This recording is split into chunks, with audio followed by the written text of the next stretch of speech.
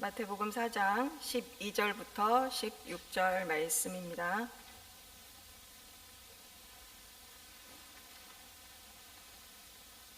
마태복음 4장 12절부터 16절 말씀 찾으셨으면 우리 함께 읽겠습니다. 시작. 예수께서 요한이 잡혔음을 들으시고 갈릴리로 물러가셨다가 나사렛을 떠나 스불론과 납달리 지경 해변에 있는 가버나움에 가서 사시니 이는 선지자 이사야를 통하여 하신 말씀을 이루려 하심이라. 일러스되 스불론 땅과 납달리 땅과 요단강 저편 해변길과 이방의 갈릴리여, 흑암에 앉은 백성이 큰 빛을 보았고 사망의 땅과 그늘에 앉은 자들에게 빛이 빛이었도다. 아멘. 네, 오늘도 기도하기 위해서 나오신 여러분 사랑하고 축복합니다. 요즘에 이제 저 주변에서 그런 얘기를 많이 들어요. 아, 진짜 마지막 시대인 것 같다. 그리고 저도 요즘에 일어나는 일련의 세상의 사건들을 보면서 야, 진짜 마지막 시대가 온 것 같다. 이런 생각을 합니다. 네. 이 세상에 더 이상 굶어 죽어가는 사람이 없는 것 같지만 사실 그 어떤 때보다 지금 굶어 죽는 사람이 가장 많다고 합니다. 그리고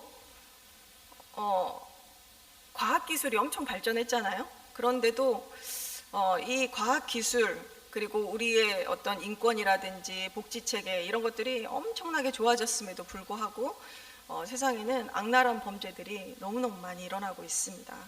그리고 여전히 세계 곳곳에서 자연재해도 엄청 많이 일어나잖아요. 옛날에 비해서 알지 못한 엄청난 지진, 수만 명의 사람들이 죽는 지진이 일어나고 또 막 쓰나미가 일어나고, 그뿐만이 아니죠. 전쟁이 다 끝났다 생각했지만 지금 뉴스를 보면 여전히 세계 곳곳에 전쟁이 일어나고 있습니다. 러시아 우크라이나 전쟁, 이스라엘과 이란, 그 외에 시리아, 체첸 이런 곳들은 지금도 전쟁을 하고 있습니다. 이 전쟁 때문에 많은 사람들이 전쟁 난민이 되고 또 수많은 사람들이 죽어가는 것을 우리가 보고 있습니다. 네. 그리고 마치 소돔과 고모라 성에서 남자들이 이 롯의 집에 들어간 천사들을 상관하겠다고 내놓으라고 했던 것처럼 지금도 차별금지법, 동성결혼 인정하면서 계속 이 세상에 그동안 목소리 내지 않았던 사람들조차도 지금 목소리를 내면서 나오는 것을 보고 야, 진짜 주님 오실 날이 머지 않았구나 이런 생각을 하게 됩니다. 제자들이 예수님께 마지막 시대의 징조를 물어봤잖아요. 예수님 뭐라고 말씀하셨습니까? 처처에 기근과 지진, 전쟁이 있을 것이다. 딱 지금의 상황인 거예요. 그리고 난리와 난리, 소문을 들을 것이다. 이 마지막 시대의 징조를 물어보니까 예수님이 하신 말씀이 이건 거예요. 기근과 지진, 전쟁, 그리고 난리와 난리, 소문. 지금 이 시대에 일어나는 이 현상들을 보면서 제자들에게 하셨던 이 주님의 말씀이 지금 마치 우리 귀에도 쩌렁쩌렁 들리는 것 같습니다. 마지막 시대가 진짜 온 것만 같습니다. 그런데 바로 지금과 같은 이런 때에 하나님은 사람을 찾으십니다. 할렐루야. 소돔과 고모라 성이 멸망하기 직전에 하나님은 그 성 안에 의인 10명을 찾으셨어요. 그런데 소돔과 고모라 성에 의인 10명이 없어서 멸망했습니다. 예루살렘이 멸망하기 직전, 예레미야 5장 1절을 보면 예루살렘이 멸망하기 직전에 하나님께서 이 예루살렘 성 안에서 의인 1명을 찾으셨습니다. 의인 1명이 있으면 내가 용서하겠다 말씀하셨어요. 그런데 그 예루살렘에 의인 1명이 없어서 멸망하고 말았습니다. 시대가 어두울수록, 이 죄악이 관영할수록 하나님은 사람을 찾습니다. 할렐루야. 의인을 찾으시는 거예요. 우리나라가 사는 방법이 있습니다. 우리나라 안에 의인이 있으면 삽니다. 교회가 사는 방법이 있어요. 교회 안에 의인 한 명이 있으면 그 교회는 삽니다. 지금 이 자리에 기도하기 위해 앉아있는 우리 모두는 의인인 줄 믿습니다. 우리 옆 사람 보면서 함께 고백합시다. 당신이 하나님이 찾으시는 의인입니다. 아멘. 오늘 우리가 마태복음 말씀을 봤는데요, 이 본문을 보면 예수님은 어둠과 같은 이 땅에 참 빛으로 오셨다고 말씀하고 있습니다. 우리 마태복음 4장 16절 말씀 다시 한 번만 볼까요? 4장 16절 우리 함께 읽겠습니다. 시작. 흑암에 앉은 백성이 큰 빛을 보았고 사망의 땅과 그늘에 앉은 자들에게 빛이 빛이었도다. 아멘. 예수님이 사단에게 3번씩이나 시험을 받으셨어요. 예수님은 이 시험을 마치고 본격적으로 이제 사역을 시작하십니다.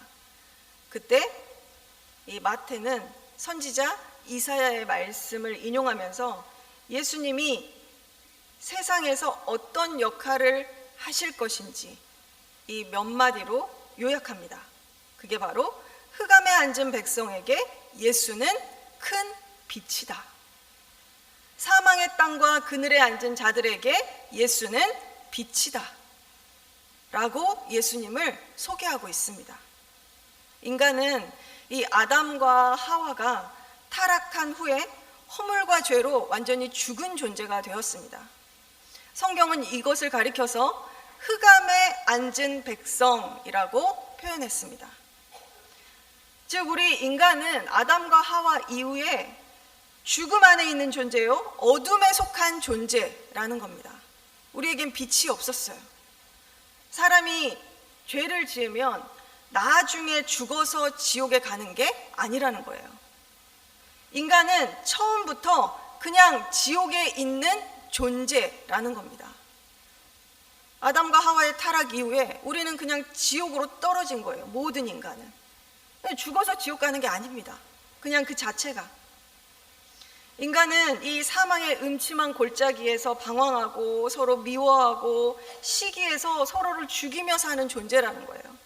우리 안에는 이 죄의 DNA가 살아서 움직이고 있다는 겁니다. 우리가 생각하는 이 선악의 개념이 있잖아요. 이것과 우리 하나님이 말씀하시는 선악의 기준은 그 차이가 엄청납니다. 우리 성경에 보면 나와 있잖아요. 말씀하셨어요. 형제를 미워하는 자마다 살인하는 자니. 이 한마디 말씀만 봐도 이것을 우리 삶에 대입해 보면 우리가 얼마나 많은 사람들을 죽이면서 살고 있는지 모릅니다. 하나님께서 인간의 죄악을 더 이상 내가 참을 수 없다, 더 이상 못 보겠다 하고 세상에 처음으로 심판하신 사건이 노아의 홍수 사건이죠. 성경은 이 노아의 시대를 이렇게 기록합니다. 여호와께서 사람의 죄악이 세상에 가득함과 그의 마음으로 생각하는 모든 계획이 항상 악할 뿐임을 보시고. 이게 창세기 6장 5절 말씀이에요. 그냥 사람이 그 마음으로 생각하고 계획하는 모든 것이 악할 뿐이었다는 거예요. 이것을 보시고 하나님께서 야, 진짜 안 되겠구나 결심하시고 심판을 하신 거죠. 근데 이 우리 인생의 모습이, 인간의 모습이 그때나 지금이나 사실 변한 게 없습니다. 이 시대가 그것을 반영하고 있습니다. 인류 역사 이래 좀 전에도 얘기했지만 인권과 복지 체계가 지금처럼 이렇게 갖춰져 있고 좋았던 적이 없어요. 그리고 과학 문명도 지금처럼 엄청나게 발달했잖아요. AI 시대. 그런데 이 세상은 옛날보다 더 험한 범죄, 더 추악한 범죄, 더 지능적이고 악랄한 범죄로 가득합니다. 뉴스를 볼 수가 없어요. 제가 너무 무서워서. 다큐멘터리 이런 걸 못 봅니다. 저는 무서워서. 그래서 로마서는 이렇게 선언했죠. 의인은 없나니 하나도 없다. 성경에서 말하는 이 마지막 시대가 점점 다가오고 있습니다. 많은 사람들이 이런 질문을 해요. 저도 이제 아이들에게, 아동부 아이들이라든지 예전에 중고등부 아이들에게 그런 질문을 받았어요. 예수님이 오시기 전에 살았던 사람들, 그런 사람들은 어떻게 구원받냐고. 어떻게 구원받아요? 그런 사람들은? 이순신 장군도 지옥 갔어요? 이런 질문을 아이들이 저에게 하더라고요. 지금도 그런 생각을 하시는 분들이 계실지 모르겠어요. 500년 전에 우리나라에 살았던 사람들, 그 사람들은 다 어떻게 된 거냐고. 교회가 없었는데, 복음을 들은 적이 없었는데 다 지옥 갔냐고. 이렇게 묻는 사람들이 있습니다. 그럼 불공평한 거 아니냐고. 우리는 복음을 들었으니까 그런다 치지만 그 사람들은 복음조차도 안 들어봤는데 그대로 그냥 지옥 가면 그거 불공평한 거 아니에요? 뭐 이런 이야기를 제가 이제 가끔씩 들었었는데, 근데 이 질문을 한다는 건 우리가 근본적으로 착각을 하고 있다는 거예요. 그것은 인간은 죄를 지었을 때 지옥으로 향하게 되는 존재가 아니라는 겁니다. 우리는 아까도 얘기했지만 이미 흑암에, 이미 사망의 땅과 그늘에 앉아있는 존재라는 거예요. 이미. 그러니까 그 사람들에 대해서 왜 죄를 안 지었는, 아니 복음을 못 들어봤는데 이런 얘기가 의미가 없어요. 이미 흑암에 앉아있고 이미 사망의 그늘에 앉아있는 존재이기 때문에 지옥에 가고 말고가 없습니다. 이미 죽음 안에 있는 겁니다. 우리 에베소서 2장 1절 말씀 볼까요? 그래서 이렇게 말씀하시는 거예요. 그는 허물과 죄로 죽었던 너희를 살리셨도다. 이미 죽어서 이미 지옥에 있는 우리를 예수님이 오셔서 우리를 살리신 거예요. 할렐루야. 예수님이 흑암에 앉은 자들에게 참 빛이고 사망의 땅과 그늘에 앉은 이들에게 참된 구원이십니다. 우리 요한복음 5장 24절 말씀도 함께 볼까요? 우리 함께 읽겠습니다. 시작. 내가 진실로 진실로 너희에게 이르노니 내 말을 듣고 또 나 보내신 이를 믿는 자는 영생을 얻었고 심판에 이르지 아니하나니 사망에서 생명으로 옮겼느니라. 아멘. 원래 사망에 있던 존재라는 거예요. 근데 예수님이 오셔서 우리를 생명으로 옮겨주신 겁니다. 할렐루야. 예수님만이 구원이십니다. 사람들이, 믿지 않는 사람들은 이 말에 엄청난 갈등을 느껴요. 아니 왜 예수님만? 우리가 착한 일에서 선행을 통해서 구원받으면 되는 거 아니야? 양심을 통해 구원받으면 좋은 거 아니야? 이렇게 생각하는 사람들이 있어요. 그러나 성경은 분명하게 말하고 있습니다. 예수님 외에는 구원이 없다. 할렐루야. 우리 사도행전 4장 12절 말씀 한번 볼까요? 4장 12절 함께 읽겠습니다. 시작. 다른 이로서는 구원을 받을 수 없나니 천하 사람 중에 구원을 받을 만한 다른 이름을 우리에게 주신 일이 없음이라 하였더라. 아멘. 예수님 외에 구원은 없습니다. 그런데 이 진리를, 예수님밖에 구원이 없다는 이 분명한 사실, 이 진리를 외칠 수 없는 그때가 곧 오게 될 겁니다. 예수님만이 구원이 되신다는 이 진리를 외칠 수조차 없는 그날이 곧 온다는 거예요. 지금 우리 눈앞에 임박해 있는 것 같습니다. 인권이라는 이름으로 타 종교에 대한 차별 금지, 성적 지향 차별 금지라는 명목을 앞세워서 예수 그리스도의 이름을 부를 수 없도록 기독교를 불법화하는 시대가 눈앞에 와 있습니다. 동성애를 인정해라. 다른 종교에도 구원이 있다고 말해라. 다른 종교를 가진 사람들에게 불쾌감 주니까 전도하지 말아라.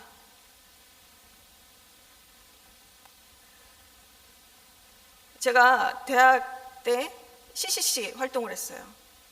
CCC라는 기독교 동아리 활동을 했는데, 제가 대학 다닐 때는 안 그랬는데 나중에 대학마다 신천지가 엄청 막 늘어난 거예요. 그래서 신천지가 너무 포교 활동을 하니까 그것을 막고 싶어서 대학 동아리가 이제 종교 전하는 걸 좀 자제하도록, 금지하도록 하는 이런 거를 하기 시작했어요. 그것에 정말 열심히 또 그렇게 해야 된다고 앞장섰던 게 대학 내에 있는 우리 순수한 기독교 동아리들이에요. 왜냐하면 신천지가 너무 순수한 우리 예수 믿는 사람들을 너무 이단으로 뺏어가니까 이걸 막아야겠다는 생각에 이 신천지 포교 못하게 하려고 하다 보니까 대학 내에서 전체적으로 동아리들이, 기독교 동아리들조차 전도를 할 수 없게 되는 상황이 와버린 겁니다. 이게 굉장히 아이러니하더라고요. 제가 그 얘기를 듣고 깜짝 놀랐어요. 야, 이렇게 이런 식으로도 전도하지 못하게 할 수 있구나. 이게 사람이 하는 게 아닌 거죠. 이렇게 다른 종교를 구원이 있다고 얘기해라.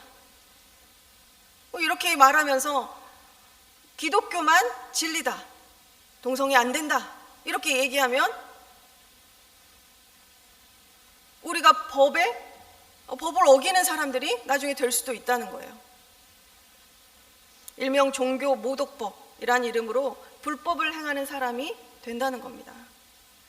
그래서 우리는 지금 세월을 아껴서 힘써 복음을 전해야 되는 거예요. 지금이 복음을 전할 가장 좋은 시기입니다. 특별히 우리 아이들, 이 다음 세대에 생명의 복음을 열심히 힘써서 전해야 합니다. 이 아이들이 소망이에요. 우리 아이들은요, 우리보다 훨씬 더 힘든 시대를 살아가게 될 거예요. 지금보다 더 이 믿음의 권세를 깨뜨리고 우리를 사실상 배교시키고 엄청난 고난으로, 유혹으로 신앙을 지키지 못하게 하는 그런 시대를 살아가게 될 겁니다. 그래서 지금 우리가 만나는 이 다음 세대 아이들을 정말 신실한 주님의 사람으로 무장을 시켜야 되는 거예요.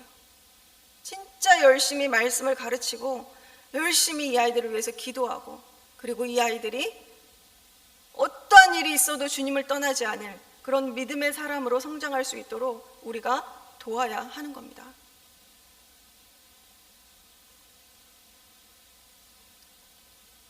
복음은 생명입니다. 전 세계 인구가 한 70억 정도 된다고 하죠. 이 70억 인구 중에 교회 다니는 인구는 11% 정도라고 합니다. 반면에 이슬람 인구, 무슬림 인구가 16억으로 세계 인구의 22.8%라고 해요.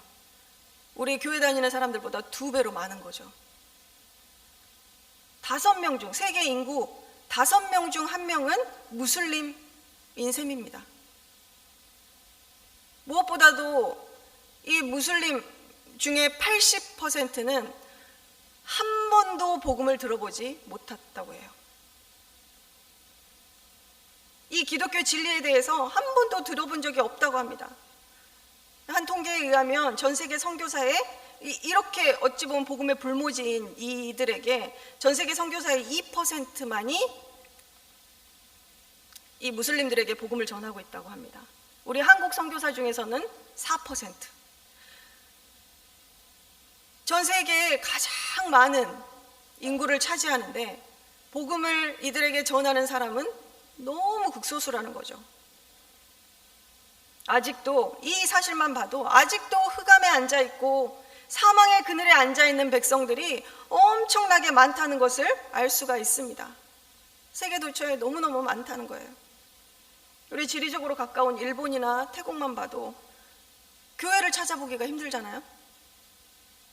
제가 그걸 보면서 야, 하나님 우리 한국에만 엄청난 교회를 주셨구나, 이런 생각이 들었어요.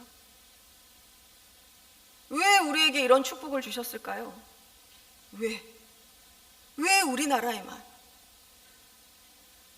복음을 전하라는 뜻입니다. 우리에게 이렇게 많은 교회를 주시고 이 많은 성도를 주신 이유는 복음을 전하라는 거예요. 할렐루야. 우리는 이 사명을 받은 사람들입니다. 모든 그리스도인은 예외 없이 부르심을 받은 자들입니다. 한 사람도 예외가 없습니다. 그리스도인이 되었는데도 부르심이 없다. 그건 거짓말입니다. 모든 사람에게는 부르심과 사명이 있습니다. 왜 우리가 예수 믿으면 바로 천국 가지 않고 이 땅에 남아 있습니까? 사명이 있기 때문입니다. 우연히 왔다 가는 인생은 없습니다. 우리 인생에 분명한 목적이 있고 삶의 이유가 있습니다. 그것은 바로 복음으로 생명을 살리는 거예요. 증인이 되라는 겁니다. 이것이 우리의 사명이에요. 이것 때문에 하나님께서 우리를 부르시고 우리를 인도하시고 우리의 인생을 이끄시는 것입니다. 할렐루야. 우리가 이 사명을 잊어버리면 안 돼요. 요한복음 17장 18절에 보면 아버지께서 나를 세상에 보내신 것 같이 나도 저희를 세상에 보내었고 라고 말씀하고 있습니다. 하나님께서 예수님을 보내신 것처럼 예수님이 우리를 이 세상에 보내셨다는 거예요. 무엇입니까? 복음을 전하라는 거죠. 우리는 예수 그리스도 안에서 새 생명을 얻은 자들입니다. 하나님의 선물인 이 구원, 영생, 영원한 삶을 얻었습니다. 할렐루야. 혹시 제가 예전에 어떤 분한테 그런 얘기를 들은 적이 있어요. 영원한 생명을 얻었습니다. 영원한 삶을 얻었습니다. 그랬더니 그분이 아이고 지금도 살기가 이렇게 괴로운데 영원히 사는 게 뭐가 좋을까 이러시더라고요. 여기에는 그런 분들 안 계실 거라 믿습니다. 근데 생각해야 돼요. 우리가 영원한 생명이 없으면 영원한 심판이 우리를 기다리고 있습니다. 영생은 우리가 감히 상상치도 못할 그런 세계입니다. 우리가 우리를 부르시고 우리를 구원하시고 우리를 인도하신 이 하나님께 우리가 남은 인생 살면서 드릴 수 있는 게 무엇이 있을까요? 예배입니다. 예배. 우리의 삶은 예배의 완성입니다. 이 자리에서 우리만 예배하는 것이 예배의 완성일까요? 아니죠. 이 둥근 지구에 수많은 사람들이 있는데 이 지구의 11%만 예배하는 것이 예배의 완성일까요? 아니죠. 나이든 어른들만 예배하고 아이들은 예배하지 않는다면 하나님이 기쁘실까요? 하나님이 만드신 모든 피조물, 모든 열방, 모든 민족, 모든 세대가 하나님을 예배할 때 이 예배는 완성이 되는 겁니다. 그래서 모든 사람을 그리스도의 피로 사서 하나님께 드려야 하는 거예요.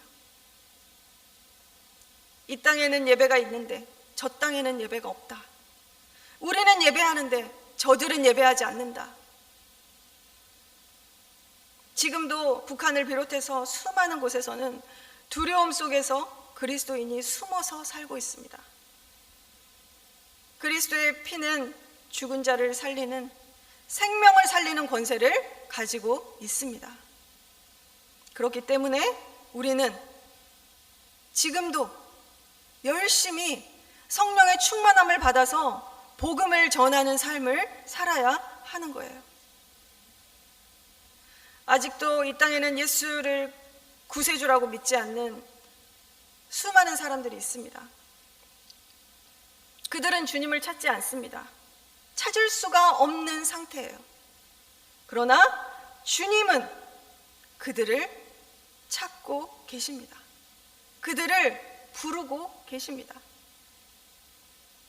모든 백성, 모든 족속, 모든 세대가 예수 그리스도를 믿게 하기 위해서 어떤 사람은 목사로 불렀고, 어떤 사람은 선교사로 불렀고, 어떤 사람은 평신도로서 자신의 삶의 장소에서 복음을 전파하고 죽은 자를 살리는 증인의 삶을 감당하도록 주님께서 부르셨습니다. 우리의 최고의 직분, 그것은 바로 증인이에요. 증인. 죽은 자를 살리는 자, 증인. 죄를 사하는 권세, 복음으로 생명을 살리는 권세, 그 권세가 바로 우리에게 있습니다. 복음을 전파하고 생명을 살리는 우리가 되기를 소망합니다. 우리 사도행전 28장 30절부터 31절 말씀 한번 볼까요? 사도행전 28장 함께 읽겠습니다. 시작. 바울이 온 이태를 자기 셋집에 머물면서 자기에게 오는 사람을 다 영접하고 하나님의 나라를 전파하며 주 예수 그리스도에 관한 모든 것을 담대하게 거침없이 가르치더라. 아멘. 저는 사도행전을 보면 이 장면이 가장 감동적으로 다가옵니다. 이 엄청난 복음이, 생명을 살리는 이 복음이 바울을 통해서 당시 세계의 수도인 로마에서 전파되고 확산되는데 그 중심지가 셋집이었다는 거예요. 큰 교회가 큰 일을 하는 것이 아닙니다. 복음을 가진 교회가 큰 일을 하는 겁니다. 예수 그리스도를 모신 교회가 영향력을 미치는 겁니다. 새방에서 큰 일을 이룰 수 있습니다. 감옥에서도 일을 할 수 있습니다. 당시 사도 바울은 가택연금 상태였죠. 셋집이자 감옥이었습니다. 그런데 그곳에 사람들이 찾아왔고, 그곳에서 복음이 전해졌고, 그곳에 모여 복음을 들었던 사람들이 로마를 뒤집어 버린 거예요. 그 거대한 로마, 세계의 수도라고 하는 로마가 기독교 국가가 되었습니다. 사람들은 눈에 보이는 것, 가시적인 것, 이것이 큰 일을 한다고 생각할 수 있어요. 그러나 사실은 그렇지 않습니다. 바울의 셋집처럼 10명, 20명 모여서 주님을 사랑하고 주님을 배우고 능력을 얻어서 누룩처럼 퍼져나가야 하는 거예요. 소리 없이 누룩처럼 스며들어서 세상을 바꾸는 겁니다. 유명해지거나 소문나거나 뭐 이런 것이 중요한 게 아니죠. 예수 그리스도를 사랑하는 것이 중요합니다. 여러분, 지금 이 시대는 정말 어둡습니다. 정말 그리스도의 빛이 필요한 시대입니다. 교회들은 몇 년 전 코로나 때문에, 그리고 신천지 때문에 문을 꽉꽉 닫고 두려워했었습니다. 또 세계는 악법으로 복음 전파를 방해하려고 하고 있습니다. 그러나 우리는 알고 있어요. 예루살렘 교회에 이해할 수 없는 정말 심한 핍박이 가해지니까 성도들이 흩어져서 복음을 전했습니다. 그것이 수많은 이방인이 예수를 믿게 되는 계기가 되었어요. 이처럼 하나님은 항상 이 역사의 어떤 대격변, 고난, 이것을 통해서 교회를 움직이십니다. 그리고 이것을 통해서 복음이 필요한 곳으로 교회가 향하게끔 하셨어요. 할렐루야. 시대가 어둡고 어렵다, 어려워질 것이다. 하지만 결국 하나님께서는 이것을 사용하셔서 세계 복음화라는 놀라운 역사를 이루실 것입니다. 할렐루야. 하나님이 하실 거예요. 우리는 복음의 능력을 회복하고 일어나야 하는 겁니다. 사단의 엄청난 공격이 있지만 그것을 뚫고 복음을 전파하는 증인의 삶을 살아야 하는 거예요. 요즘 아이들 어렵죠? 중2병이 있었다고 하는데 지금은 초4병이 있다고 합니다. 그게 더 어렵답니다. 초4병이. 아이들 어렵습니다. 이 아이들에게 말씀을 전하고 복음을 전하고 성경을 가르치고 교회에 데리고 나오는 거 어렵습니다. 엄청난 고난이 따라요. 그러나 우리는 그걸 이겨내야 되는 거예요. 기도하고 또 기도하고 사랑하고 더 사랑하면서 이 아이들을 말씀으로 복음으로 회복하고 살려야 하는 겁니다.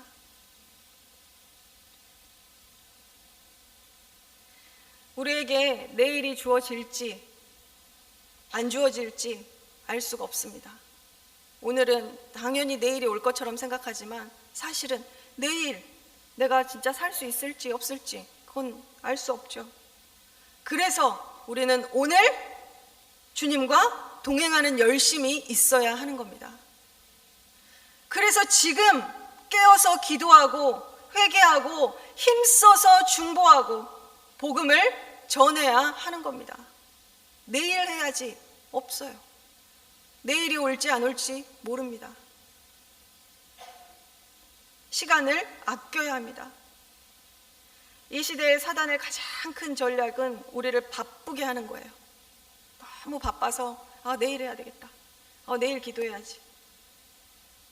다음 주에 예배 드려야지. 이번 주는 못 갈 것 같아. 이렇게 하나님과 교제할 시간을 빼앗는 것이 사단의 전략입니다.